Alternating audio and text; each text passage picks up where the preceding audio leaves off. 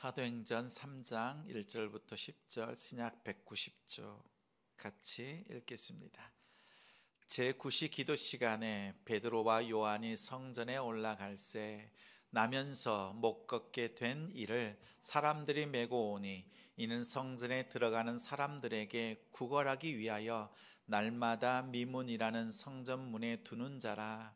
그가 베드로와 요한이 성전에 들어가려 함을 보고 구걸하거늘 베드로가 요한과 더불어 주목하여 이르되 우리를 보라 하니 그가 그들에게서 무엇을 얻을까 하여 바라보거늘 베드로가 이르되 은과 금은 내게 없거니와 내게 있는 이것을 내게 주노니 나사렛 예수 그리스도의 이름으로 일어나 걸으라 하고 오른손을 잡아 일으키니 발과 발목이 곧 힘을 얻고 뛰어 서서 걸으며 그들과 함께 성전으로 들어가면서 걷기도 하고 뛰기도 하며 하나님을 찬송하니 모든 백성이 그 걷는 것과 하나님을 찬송함을 보고 그가 본래 성전 미문에 앉아 구걸하던 사람인 줄 알고 그에게 일어난 일로 인하여 심히 놀랍게 여기며 놀라니라. 아멘. 얼마나 하나님을 기뻐합니까? 얼마나 하나님을 기뻐합니까? 라는 제목으로 말씀 전합니다. 21세기에 우리나라의 최고의 지성 한 사람을 꼽으라고 하면 어떤 사람을 말할 수 있을까요?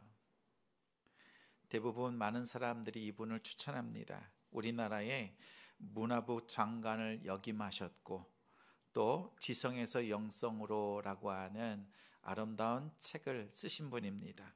이어령 박사, 이어령 교수입니다. 부인할 사람이 별로 없을 줄 알아요. 그런데 이 이어령 이 박사님이요 싫어하는 것이 있었어요. 예배 시간에 손을 막 들고 흔들면서 이렇게 막 자신의 기쁨을 표현하면서 예배하는 모습을 전에는 싫었다고 합니다. 그런데 자기가 싫어하는 그런 예배의 모습을 자기 딸이 같이 예배 드리러 가면 막 손을 들고 이렇게 예배를 하는 거예요. 그래서 무척 싫은 거지요. 그래서 딸에게 이렇게 말을 했습니다. 야, 너는 배울 만큼 배웠잖아. 지성인이잖아. 미국에서 변호사고 또 부장 검사까지 하고 사회적 체면도 있고 위치도 있는데 그렇게 사람들 앞에서 막 이렇게 손을 흔들면서 예배하면 되겠니? 이렇게 얘기를 했습니다. 그랬더니요 자신의 딸이 자기에게 기막힌 답변을 하더랍니다. 아빠, 하나님을 예배한다고 하는데 그 속에 기쁨이 없고 막 춤추고 싶은 마음이 없이 하나님을 예배한다면 그게 정말 예배일까? 그건 예배가 아니지. 이러한 이야기를 했다는 겁니다. 그러면서 이분이 하는 얘기가 그러는 거예요. 우리가 예배를 드릴 때 어떠한 마음으로 예배하고 있는가? 나에게 영원한 생명을 주셨고 그 하나님이 지금 나와 함께 하신다는 사실을 안다면 그 마음에 기쁨이 없는 것이 오히려 이상하지 않나? 하나님 앞에 달려나가고 싶은 마음이 생기는 것이 당연하지 않을까? 이런 얘기를 했습니다. 사실 이어령 이 교수의 이 박사님의 딸 이민아 씨는요 20년간 암 투병 생활을 했습니다. 시력을 잃었습니다. 또 첫째 아들을 잃었습니다. 둘째 아이는 자폐아증 증상이 있습니다. 이렇게 미국에서 변호사, 검사 생활을 하다가 50세가 되던 해에 목사 안수를 받았어요. 그로부터 3년 뒤 짧은 인생을 살고 하나님의 부르심을 받았습니다. 그런데 이 이민아 목사님의 인생을 돌이켜보면 좋은 일도 있었지만 아픔, 고통, 슬픔이 가득해요. 그런데 자신 안에 있는 하나님을 만난 그 기쁨과 이 고통과 비교를 해보니까 이건 아무것도 아닌 거예요. 고통이 느껴지지 않을 정도로 하나님을 만난 기쁨이 큰 거예요. 그래서 예배 드릴 때마다 그 슬픔, 아픔, 현실적인 문제들, 자녀들 문제들 자녀를 먼저 보낸다고 하는 것은 우리가 생각만 해도 슬픈데 정말 그 일을 당하면 감당할 수 없겠지요. 그런데 그 아픔, 둘째 아이까지도 어려움을 당하면서도 하나님께 예배할 때 그 기쁨이 쇠하지 않는, 옅어지지 않는 예배였다라는 겁니다. 그래서 이어령 박사가요 고백하는 거예요. 나는 내 자녀에게, 내 딸에게 모든 걸 다 준다고 했는데 줄 수 없는 것을 하나님께서 딸에게 주신 것을 경험한 거지요. 이러한 기쁨을 주신 하나님을 내가 믿지 않을 수 없습니다 라고 해요. 그의 인생의 노년에 와서 고백하는 겁니다. 이러한 기쁨을 주신, 내가 줄 수 없는 것을 아버지 하나님께서 내 딸에게 주신 그 모습을 보면서 하나님을 믿지 않을 수 없습니다. 그래서 자신의 딸이 소천하기 5년 전 2007년에 예수님을 영접하고 세례를 받았습니다. 여러분 보세요. 내 안에 예수 만난 기쁨이 있는가? 이것이 중요해요. 다윗도 이 기쁨이 있었거든요. 다윗은 기쁨이 있어요. 그 기쁨이 있는 사람은 다윗의 춤을 춥니다. 사무엘하 6장 16절 말씀에 이렇게 나와 있어요. 여호와의 궤가 다윗성으로 들어올 때에 사울의 딸 미갈이 창으로 내다보다가 다윗 왕이 여호와 앞에서 뛰놀며 춤추는 것을 보고 심중에 그를 업신여겼더라. 지금 하나님의 언약궤가 다윗성으로 들어옵니다. 처음에는 겁이 나서 그 언약궤가 들어오지를 못했는데 다시 하나님의 언약궤를 맞이하는 그 순간이요, 다윗이 너무나 기뻐 뛰는 거예요. 왜요? 하나님께서 자신 안으로 들어오시는 거거든요. 그래서 너무 기쁜 거예요. 그런데 자신의 아내 미갈이 어떻게 해요? 다윗이 춤추고 노래하는 걸 보면서 업신여겼던 겁니다. 왜냐하면 그 백성들 앞에서 손 들고 춤추고, 근데 춤추다가 옷이 벗겨진 거예요. 성경에는 더 말하고 있지는 않지만 내용인즉슨 이래요. 하체가 드러난 거예요. 백성들 앞에서. 그러니까 왕비였던 미갈 하는 말이 뭐예요?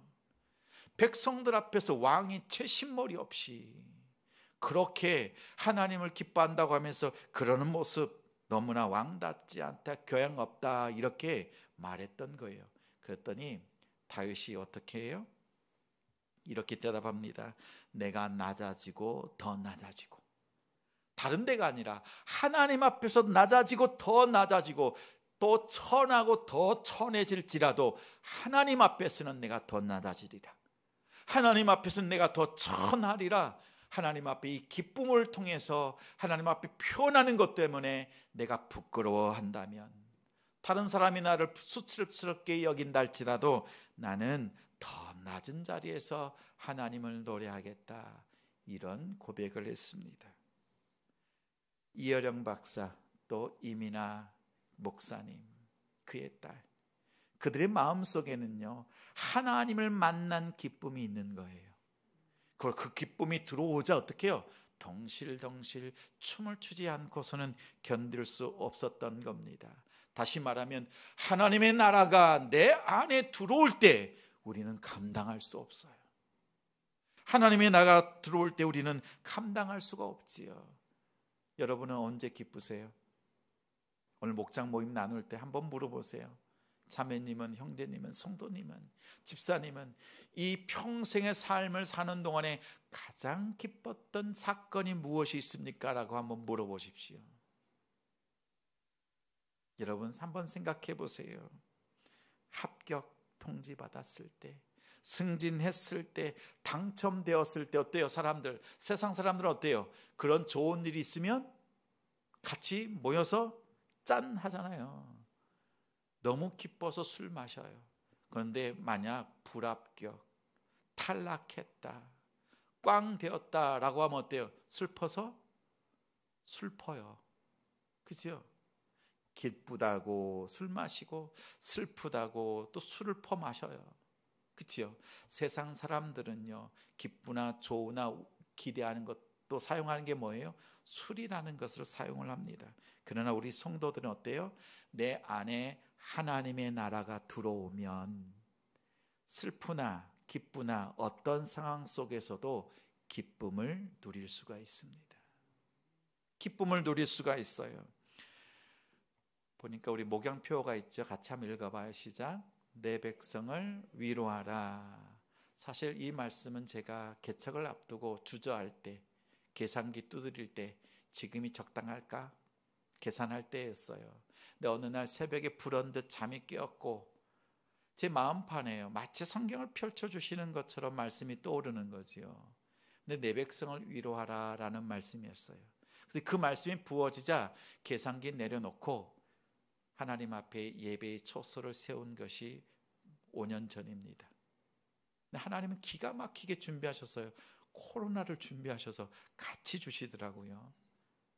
이 과정들을 겪어가면서 하나님께 예배하는데요, 저는 이 말씀이 처음 딱 주어졌을 때 위로하라 라는 말씀이잖아요.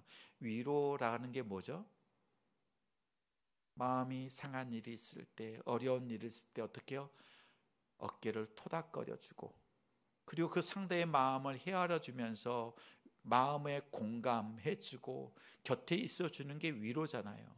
근데 그는 과연 성경에서 말하는 위로라는 것이 그런 것일까라는 거예요. 근데 하나님은 말씀하세요. 이사야 선지자를 통해서 위로의 말씀으로 백성들에게 선포합니다. 하나님의 말씀이 백성들에게 가까이 가고 그 말씀을 통해서 이스라엘 백성들이요 깨닫는 거예요. 하나님의 뜻을 깨닫고 하나님의 원하시는 믿음의 삶을 살아내는 거예요. 이것이 진정한 위로라는 거였어요. 다시 말하면 하나님은 말씀하는 겁니다. 하나님의 나라가 너희 가운데 있다라는 거예요. 하나님이 멀리 계시지 않습니다. 그리고 우리가 이 땅을 사는 동안에 언제부터 하나님의 나라를 경험해요? 죽어서 천국 가서 하나님의 나라를 경험하는 것이 아니라 지금 여기 이 시간부터 하나님의 나라를 경험하는 거예요. 이것이 하나님의 나라를 만난 사람들이요 그 기쁨이 있습니다. 저는 이 땅에서 우리 성도들이 주님을 만나고 이 땅에서부터 천국을 맛보고 하나님의 나라를 살아가는 하나님의 백성들 되기를 소망합니다. 하나님의 나라를 보여줄 수 있는 성도, 같이 그 기쁨을 누릴 수 있는 그 한 성도가 되었으면 좋겠습니다. 사도행전은요, 이 세상 나라에 하나님의 나라가 어떻게 들어왔는가, 그리고 그 하나님의 나라가 들어와서 어떻게 이 세상 나라를 하나님의 나라로 변화시키고 있는가라는 것을 보여주는 것이 사도행전입니다. 자, 1장에 보니까 예수님께서 부활 승천하십니다. 1장의 이야기는 이 뜻이에요. 예수님은 더 이상 이 세상에 계시지 않는다는 거예요. 제자들이 두렵죠. 예수님, 우리와 조금 더 계시다가 부활 승천하지 마시고 우리와 오랫동안 계시다 가셔도 좋잖아요. 근데 예수님 올라가시는 거예요. 제자들의 마음이 어때요? 두렵죠. 예수님이 계시지 않으니까. 그래서 구름을 타고 올라가시는 예수님을 바라보면서 제자들이 묻습니다. 하나님의 나라는 언제 임합니까? 예수님 계시지 않으면 우리는 어떻게 합니까? 라는 거지요. 2장에 답이 있지요. 예수님이 올라가시자 약속하신 성령 하나님께서, 하늘의 주인 되신 그 성령께서 이 땅에 임하셔서 성령 강림으로 역사하시는 거지요. 하나님의 나라이신 성령께서 이 땅에 오시는 겁니다. 그래서 하나님의 이 땅을 하나님의 나라로 만들어 가시는 역사가 펼쳐지는 거예요. 오늘 3장에 오니까 어떤 거예요? 성령 하나님이 임하신 하나님의 나라가 한 인생, 한 사람 속에 들어갈 때 어떤 변화가 일어나는가, 또 성령께서 가정 속으로 들어갈 때 그 가정이 어떻게 변하는가, 그리고 성령이 이 땅에 오셔서 하나님의 나라로 확장시켜 놓는 이 바꾸어지는 이 세상 나라를 바라보면서 성도들에게 위로를 더해 주시는 거예요. 우리의 마음만 토닥거리시는 것이 아니라 말씀으로 임하여 주셔서 그 말씀 속에서 하나님의 나라를 경험케 하시고 하늘의 것을 이 땅에서도 누릴 수 있도록 우리에게 주시는 분이 성령의 역사인 거예요. 중요한 건 뭐예요? 예수님은 내 곁에 계시지 않아. 사도들 옆에 예수님은 없어. 그러나 예수의 이름이 함께 할 때요, 예수님이 계시지 않는데 계시는 것과 똑같은 역사가 나타나더라는 거예요. 그 말씀이 오늘 본문 말씀입니다. 예수님의 말씀으로, 주님의 이름으로 선포할 때 이적과 표적이 나타났습니다. 예수님은 여전히 우리와 함께 하신다라는 사실을 예수님께서 말씀으로, 기적과 표적으로 함께 보여주신 겁니다. 증표로 보여주시는 거예요. 다시 말해서 내가 지금 너희와 함께 있다라는 거지요. 베드로와 요한은 제9시에, 우리의 시간으로 말하면 오후 3시입니다. 3시에 기도하러 성전에 올라가던 중에 성전 미문에 앉아있는 안진뱅이 구거라는 한 사람을 만났습니다. 사도들은 생각합니다. 그를 바라보면서 얘기합니다. 은과 금은 내게 없거니와 나에게 있는 것으로 너에게 주노니 나사렛 예수 그리스도의 이름으로 일어나 걸어라. 선포하고, 복음을 선포하고 그의 오른손을 붙잡고 이렇게 세웠더니 그 안진뱅이에 평생 걸어보지 못했던 그의 발에 힘이 들어가고 발목이 힘을 얻고 번떡 일어서는 놀라운 일이 일어났습니다. 후에 보니까 이 사람의 나이가 무려 40세인 거예요. 성경이 말하기를 나면서부터 안진뱅이, 그러면 단 한 번도 걸어보지 못했다라는 거지요. 이 안진뱅이는 이 사건을 통해서 2번 놀랍니다. 2번 놀라요. 첫 번째는요, 자신의 몸이 변화되는 것을 보면서 놀랐습니다. 몸이 변화되었어요. 분명 선포된 말씀을 듣고 그 말씀이 자신의 마음속에 쑥 들어오자 자신의 몸이 바뀌는 것이 체험되어졌습니다. 오늘 7절 말씀 같이 읽겠습니다. 오른손을 잡아 일으키니 발과 발목이 곧 힘을 얻고, 그렇지요. 단 한 번도 걸어보지 못했어요. 우리 인생에 있어서 참 그 복된 시간, 여러 가지 기쁨들이 있지만 제 개인적으로는 자녀들이 태어났을 때 3년 동안 아이를 가질 수 없어서 참 힘든 시간을 보냈는데, 하나님께서 생명을 탁 주셨을 때 그때 기쁨이 이루 말할 수 없었고, 이 자녀가 첫 걸음을 뗄 때, 그렇죠?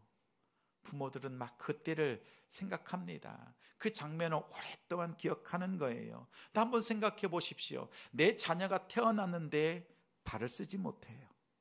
걷지 못해요. 평생을 걷지 못했어요. 안진뱅으로 살아갑니다. 근데 부모의 마음이 어땠을 것 같아요? 그렇죠? 그런데 이 소경은 오늘 말씀을 듣고 복음을 듣고 난 뒤에 자신의 발에 힘이 들어가는 것을 느꼈어요. 몸이 변화되는 것을 경험을 했습니다. 그래서 놀라고 또 놀랍니다. 내가 걷게 된다니라는 거죠. 붙잡아 주었을 때 자신의 발에 힘이 들어왔던 거지요. 저도 몸이 변하고 있어서 놀랍니다. 나이가 들면 좀 먹는 것도 좀 줄여야 되는데 자꾸 체중이 늘어서 놀라요. 우리의 놀라는 건 여기에 있는 거지요. 오늘 말씀은요, 이 사람의 심령 속에 들어온 말씀은 그의 발을 실제적으로 변화시킵니다. 몸이 소생되어지는 놀라운 변화를 경험을 했습니다. 자, 그가 놀랐던 건 자신의 몸이 변화되었다라는 거예요. 그것에 놀랐어요. 두 번째는 또 놀란 것이 있는데, 예수님이 자신의 마음속에, 다시 말하면 하나님의 나라가 자신의 마음속에 들어온 것을 경험하면서 깜짝 놀랐습니다. 이사야서 35장 4절 6절 같이 읽겠습니다. 겁내는 자들에게 이르기를 굳세어라, 두려워하지 말라.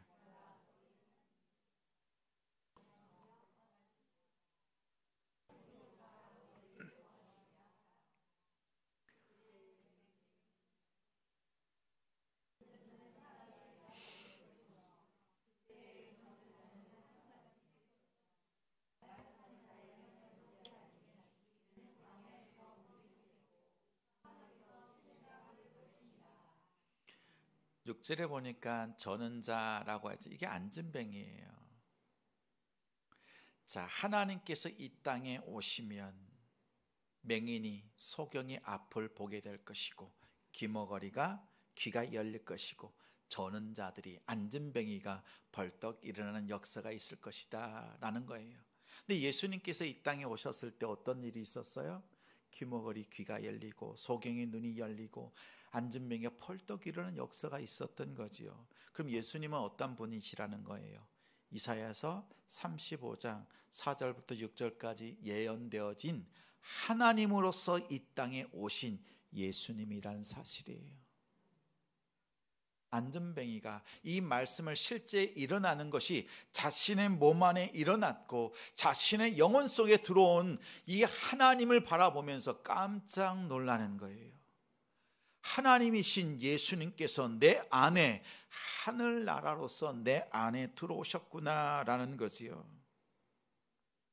안진뱅이는 자신의 다리가 고쳐졌고 또 사람들이 그 모습을 보면서 놀랐지만 정작 깊이 놀랐던 것은 하늘나라이신 하나님이신 예수님이 자신 안에 들어온 그 역사, 하나님의 나라를 경험하면서 그는 놀라지 않을 수가 없었습니다. 사람들은 바라보지요. 이 사람들, 곁에 있는 사람들도 놀랐어요. 무엇을 보고 놀라요? 안진뱅이가 일어나는 모습을 보고. 그렇죠? 우리가 놀라는 것도 그래요. 내 삶 속에 안진뱅이가 일어나는 것처럼 귀머거리에 귀가 열리고 소경이 눈을 뜨는 것처럼 그런 역사로 하나님께서 나를 도와주시면 좋겠다. 그런 기적이 내 안에 있으면 좋겠다. 응답이 있으면 좋겠다. 이런 바람이 있어요, 없어요? 있지요. 우리도 다르지가 않아요. 기적을 원하는 것은 다르지가 않아요. 사람들의 관심, 우리의 관심도 이러한 기적 속에 있어요. 그런데 이 안진뱅이가 고백하는 것은 이러한 기적도 기적이지만 하나님이신 예수 그리스도가, 그분의 이름이 자신의 마음속에 들어왔을 때 솟아나는 그 기쁨, 하나님의 나라를 품었을 때 오는 그 감격, 그 영광, 그것에 황홀에 빠질 수밖에 없었던 겁니다. 우리가 하나님 앞에 예배 드릴 때 이 기쁨이 있는가 돌아봐야 돼요. 내가 하나님 앞에 예배한다는 것이 얼마나 소중한가. 우리는 생각하죠. 내가 예수님 믿으면 나의 연약한 부분, 병든 부분, 아픈 부분이 치료되고 회복되는 것, 깨어졌던 관계가 놀랍게 회복되어지는 것, 사업이 풀려가는 것, 잘 되는 것. 근데 이러한 기적이 없으면요, 하나님도 없는 것처럼 생각해요. 오늘날 한국교회 또 성도들이 만난 문제가 여기에 있어요. 여러분 기억하십시오. 하나님의 관심은 기적을 베푸시고자 하는 것이 아니라 그 기적을 도구 삼아서 하나님의 나라를 품는 하나님의 백성 되길 원하신다라는 거예요. 오늘 가장 좋은 샘플과 같은 이 사건을 하나님 나라의 확장의 첫 번째 장면으로 3장에 기록해 놓은 목적이 이거예요. 하나님이 원하시는 것은 하나님의 나라를 품은 자가 하나님의 그 백성이 어떠한 삶을 살게 되는가라는 거예요. 이것을 보여주는 것이 안진뱅이의 삶입니다. 하나님이 계시면 기적은 없어도 됩니다. 여기서 아멘 하셔야 돼요. 우리는 기적을 바라지만 하나님이 계시면, 하나님의 나라가 내 안에 들어오면 그 어떠한 기적이 없어도, 회복되는 것이 없어도 아멘 되는 우리 성도들 되시기 바랍니다. 없어도 되는 것은 하나님이 아니라 기적이에요. 기적이 없어도 우리는 넉넉히 승리할 수가 있습니다. 그래서 예수님께서 말씀하시죠. 우리 안진뱅이 중풍병자가 있을 때 보니까 죄사함을 받았다라고 하니까 사람들이 뜨뜻미지근해 반응이. 그래서 뭐라 그래요? 예수님께서 내가 죄사하는 권세도 있고 이 사람을 이렇게 세우는 권세도 있는 것을 너희로 알게 하겠다라고 하면서 어떻게 해요? 중풍병자에게 내 침상을 들고 일어나 가라! 일어나 가잖아요. 사람들 어디에 관심이 있어요? 죄 사함 받았다라고 하는 선언에 대해서는 감격함이 없어. 근데 기적이 일어나면, 놀라운 응답이 있으면 그제서야 하나님 살아계시다, 이런 고백한다는 거예요. 우리 예수님의 답답함은 여기에 있어요.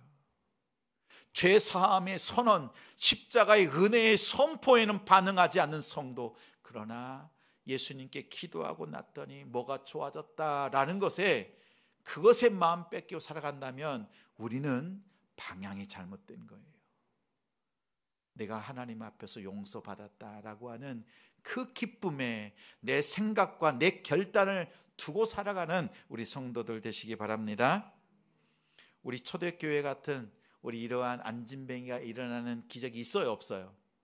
여러분 주변에 그런 기적이 있어요, 없어요?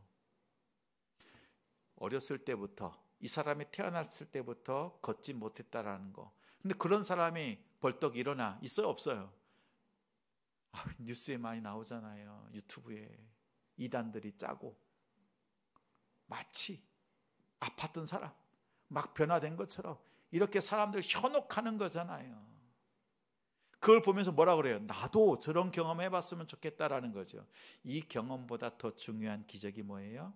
십자가에서 나의 죄가 다 사함받았다라는 것. 이 기적이 더 소중한 거예요. 저는 우리 성도들이 이것을 알고 이 기쁨 속에서 살아가는 성도들 되시기 바랍니다. 이것을요, 오늘날 우리 삶 속에서는 이렇게 안진병에 일어나고 막 귀머거리가 열리고 이런 기적이 안 나타나죠. 근데 하나님께서 믿는 자들에게 역사하시고 힘을 주실 때에는 이런 역사가 나타나요. 제가 그 일터에서 있는 동안에 기도 부탁을 많이 받는다 그랬죠. 특히 여름에 선교 여행을 가면 선교를 떠나는 우리 지체들이 저한테 기도 부탁을 합니다. 목사님 기도해 주세요. 선교지 특히 이슬람권에 가요. 그런데 한 팀이 갔는데 이런 선교 보고를 받았어요. 아이들만 가서 선교하러 간 거예요. 근데 같이 간 교사들은, 엄마가 따라간 게 아니라 교사 몇 명씩 따라가서 아이들이 기도하고 예배하고 전도하는 거에 돕기만 하는 거예요. 근데 이 아이들이요, 기도하는데 한 20명 정도 되는데 아이들이 다 방언이 터지고, 그리고 카자흐스탄 선교를 갔는데 그 나라를 향해서요, 주의 이름으로 선포하고 놀랍게 뜨겁게 하나님께서 불씨처럼 사용하시는 그 역사를 경험하는 거예요. 근데 그 가운데서 하나님이 일하시는, 우리의 현실로 돌아오면 일어나지 않을 것 같은 일들이요, 이 아이들을 통해서 나타나는 거예요. 다시 말합니다. 하나님께서요, 영광 받으시고자 그 기적을 주시는 거예요. 근데 그 기적이 오늘날 우리에게 있어요, 없어요? 있어요, 없어요? 여러분이 나사렛 예수의 그 이름으로 기도한다, 막 귀신 쫓아내게 하잖아요. 나타나요, 안 나타나요? 쉽게 나타나요? 안 나타나죠. 근데 제일 중요한 게 뭔지 아세요? 기적은 우리의 삶 속에 더 나타나지 않지만 불연속성으로 끊어진 것처럼 보이지만, 오늘 뭐라고 그래요? 예수님의 제자들을 통해서 예수님의 이름이 우리 가운데 선포되고 있다는 거예요. 예수님은 계시지 않는 것 같지만 그분의 이름은 우리의 심령 속에 들어오셔서 하나님의 나라가 진행되고 있다라는 사실을 기억하길 바랍니다. 사탄은요, 끝장내려고 했어요. 예수를 죽이면 끝났다라고 했어요. 예수님은 그의 계략을 아시고 음모를 아시고 오히려 사망 권세, 그것을 뒤집어 쓰시고 직접 스스로 죽으셨습니다. 죽음 앞에 죽으시고 다시 사셔서 영원한 생명으로 나타나셔서 사탄의 그 괴계를 끊으신 거예요. 끝장났다, 예수의 시대는 끝났다라고 사탄은 선언하려고 했어요. 그러나 예수님은 영원한 생명으로 나타나시는 거예요. 마찬가지예요. 사도행전 말씀을 보면 제자들도 생각해요. 예수님이 1장에 나타났지만 그 후로는 예수님의 몸이 보이지 않아요. 부활 승천하셨으니까. 우리가 살아가는 삶에 예수님이 없어, 불안하지요. 예수님이 없으니까 우리는 두렵고 끝났다가 아니라, 예수님은 계시지 않지만 그분의 이름은 우리 가운데 있어서, 그분의 이름이 있는 우리의 심령 속에 하나님의 나라가 여전히 작동하고 있고 우리를 다스리고 있다라고 하는 그 감격 속에 살아가는 것이 사도행전의 제자들의, 성도들의 모습이에요. 저는 우리 성도들이 이 기쁨 알길 원해요. 가끔 스포츠 뉴스를 보다 보면 그런 고백을 들어요. 그런 말을 하더라고요. 아나운서들. 우리 손흥민, 축구하면 손흥민이죠. 요즘 이만한 사람이 없죠. 그래서 막 골을 넣어요. 그러면 아나운서 이런 말을 하더라고요. 골을 넣자마자 우리는 지금 손흥민 시대를 살고 있습니다. 이런 얘기 들어보셨어요? 우리는 손흥민 시대가 아니라 윤석열 시대나 이재명 시대가 아니라 예수의 시대, 하나님의 나라의 시대를 살아가고 있습니다. 여러분 어디에 관심을 두시겠어요? 손흥민이에요? 윤석열이에요? 이재명이에요? 세상 나라에 관심을 두기보다 예수의 시대, 하나님의 나라를 알고 그 하나님을 증거할 수 있는 우리 성도들 되기를 바라요. 하나님의 나라에 관심을 갖는 우리 한국교회, 우리 교회가 되기를 소망합니다. 지난주에 전도 세미나를 했잖아요. 사실 그날 얼마나 좀 피곤했던지 좀 고단해 보이지 않았어요? 이게 나누는데 또 여러분의 표정 속에 이제 전도에 대해서 함께 나누는데 여러분의 그 표정 속에서 이런 게 느껴졌어요. 한 시간을 보내고 난 뒤에 전도 세미나 하면 뭐 특별하고 뭔가 그 기술, 비법 이런 것들을 목사님이 알려주실 줄 알았더니 가만히 들어보니까 다 아는 거잖아요. 내용즉슨 이런 거였죠. 하나님께서 천지를 창조하셨습니다. 경계를 정하셨습니다.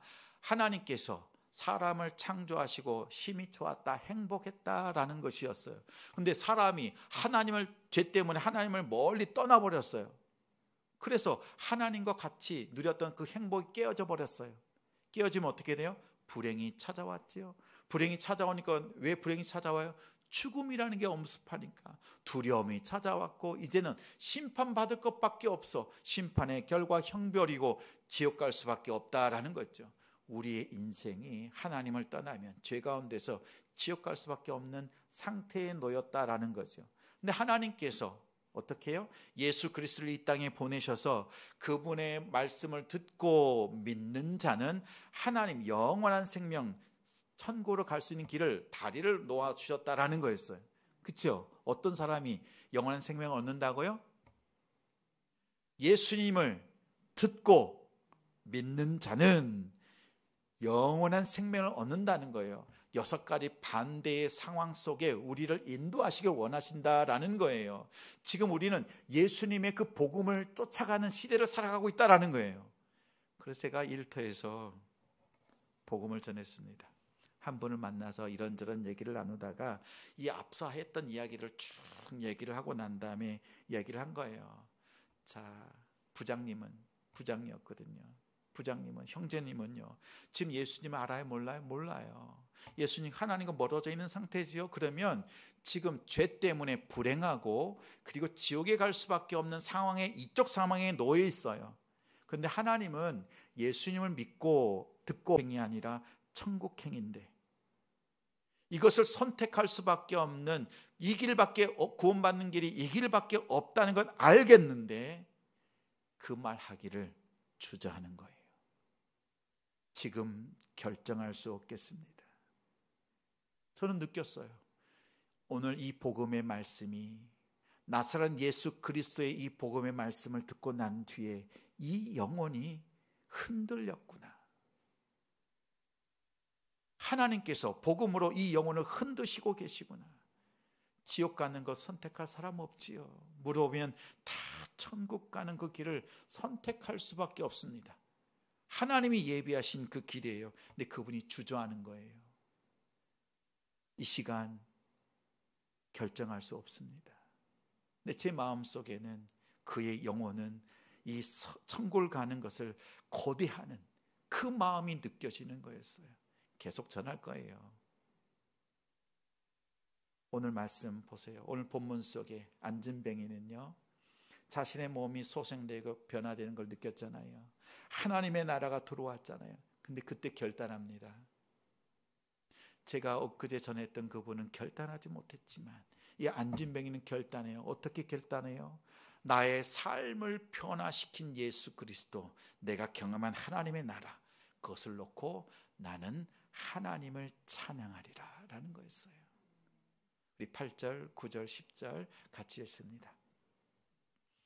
뛰어서서 걸으며 그들과 함께 성전으로 들어가면서 걷기도 하고 뛰기도 하며 하나님을 찬송하니 모든 백성이 그 걷는 것과 하나님을 찬송함을 보고 그가 본래 성전 미문에 앉아 구걸하던 사람인 줄 알고 그에게서 일어난 일로 인하여 심히 놀랍게 여기며 놀라니라.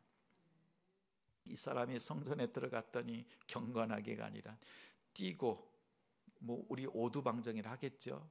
손 들고 흔드는 정도가 아니라 나를 바꿔주시고 나를 만나주시고 내가 경험한 내 안에 들어온 하나님의 나라를 경험하고 나니까 주체할 수 없는 거예요. 뛰어다니면서 하나님 찬양하고 하나님 노래하는 거예요. 여러분 보세요. 그냥 되는 게 아니에요. 어떤 사람은 복음을 듣고도 그 길로 가지 않아요.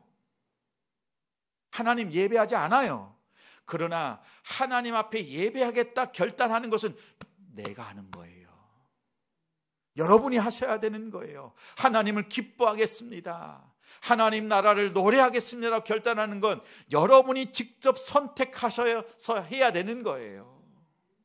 저는 우리 성도들이 이 아름다운 선택, 지혜로운 선택을 하는 우리 성도들이 되시기를 바랍니다.